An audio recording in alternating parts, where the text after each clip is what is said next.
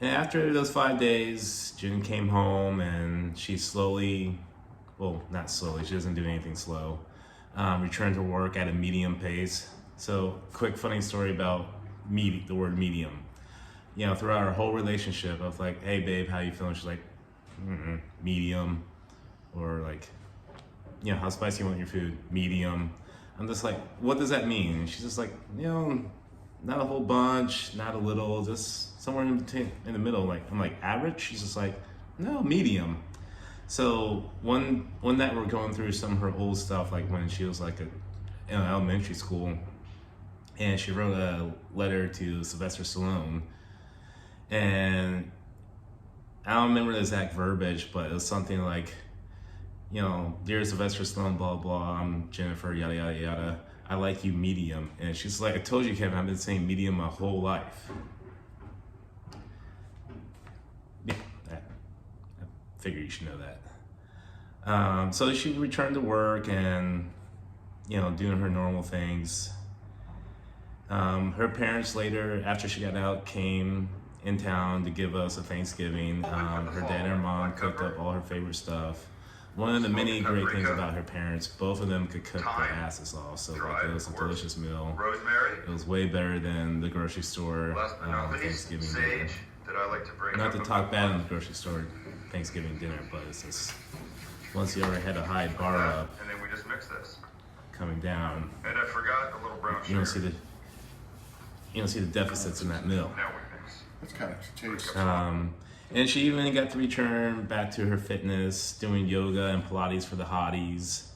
And she was doing that about 2 to 3 times a week, depending how her energy level was feeling, how she would get, like, she would call it like bone pain, like she would just feel really achy in her bones. So like some days like she could do it, some days she couldn't. But either way, like, she was more than happy to get back into it. I was more than happy to see her get back into it. And after a while, she got cleared from her neck surgery. We started doing some strength training with kettlebells. So like, when she come home after work or off days from working out, we'll go upstairs in our workout room and, you know, get into the kettlebells. And the very first time we're swinging kettlebells, it was an 8 kilo. And keep in mind, like this, when I first met this girl, you know, she did a 10-minute cycle of kettlebell snatches, and she was a world champion. And, you know, she'd do 2 or 3 exercise classes a day. And anytime we go to the grocery store, even like through treatment, she's just like, you know, park in the back, I'm gonna get my steps in. She did 10 American swings with this 8 kilo kettlebell and put it down and told me that she was tired. And that was the first time I really realized, like, she's like has a cancer battle. Like, she never really showed any like weakness, but just like, that's the first time it just really struck me. And just like, oh shit, like my baby has cancer. But like anything else, through the weeks she powered on and she was swinging her bell and doing her thing. Then eventually, from talking to her cousin Nikki, the above average nurse practitioner, decided to get a second opinion. So herself and her parents and her sister Sharon, her parents and her sister Sharon took a road trip to Houston. They all met in Houston to go to MD Anderson, and I stayed in Vegas, and just like talking to her on the phone and FaceTiming with her, just like, she was just more than happy, exactly what she needed to just be like around her family and just do the family things. And she had a awesome experience like at the MD Anderson Clinic in Houston. And she had nothing but kind words and great things to say about the whole process, from the time she walked in the door, met all the doctors, they explaining everything to her, to the time she walked out the door and hopped on the plane. Nothing but good things. And they even spent a couple days in Houston, went down to Galveston Beach. She was telling me all about the Texas barbecue and all the great food she had. It was during Black History Month, and they had a lot of like cultural events, and she was sending me like Snapchats and videos and pictures and all the history things. She loved history. and they gave her a prognosis of 5 to 7 years,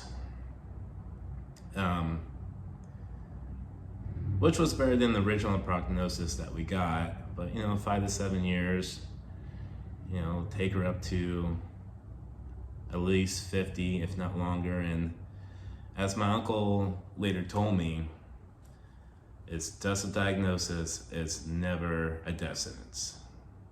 It's just a diagnosis, it's not a death sentence, So I was like, we could get a lot done in 5 to 7 years. And like in my mind, I was thinking, all right, 5 years, like we have maybe like half a year to a year and a half to reestablish like a new baseline of normal for her and for us, and progress on that baseline. Then, knowing Jen, maybe just have a short, slow downturn, so to speak. So, but like, I was big on the 7 years. All of us were big on 7 years, if not longer. All of us.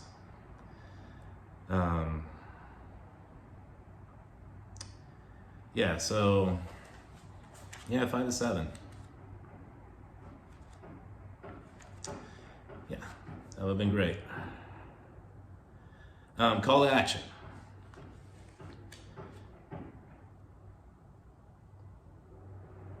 Like I said before, like depending on where you're at, your services might be really great or your services might be lacking just due to the population and availability of specialists and whatnot. So don't be afraid to step out and get a second opinion. Talk to your original provider and be like, hey, I'm gonna get a second opinion, this and that.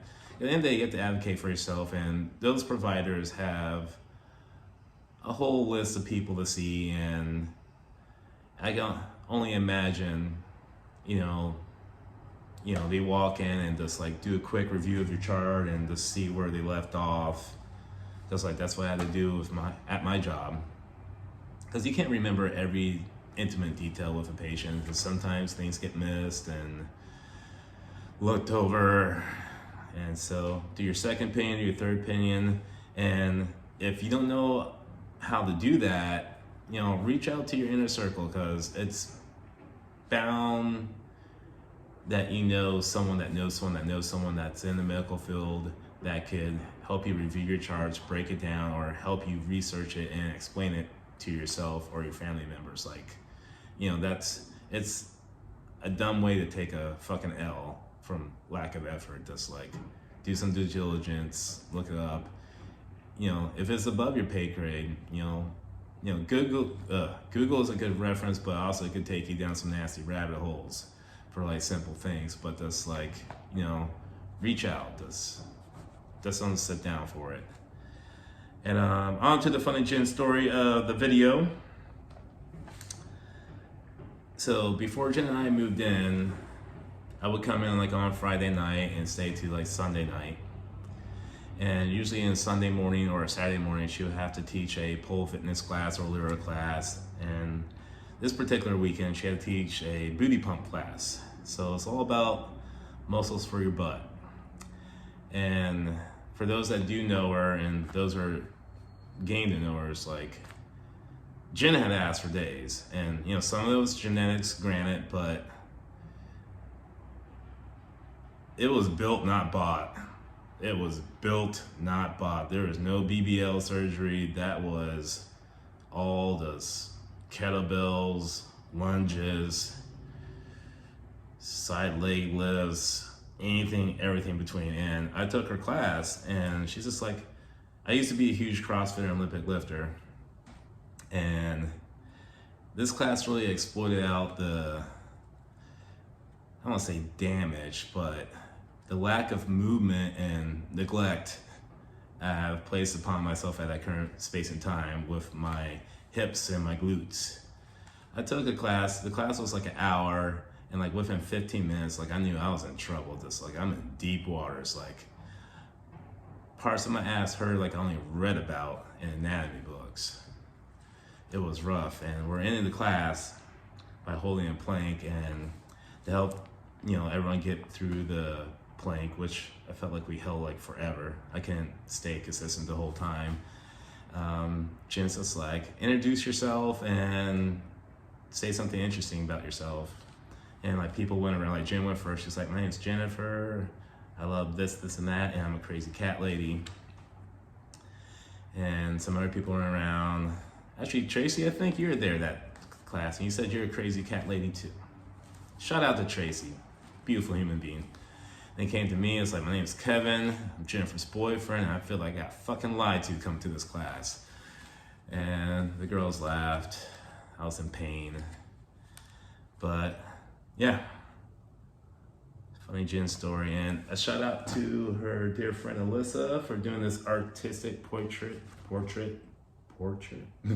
of her bum, Sunday Bum Day. Yeah, this is 100% accurate.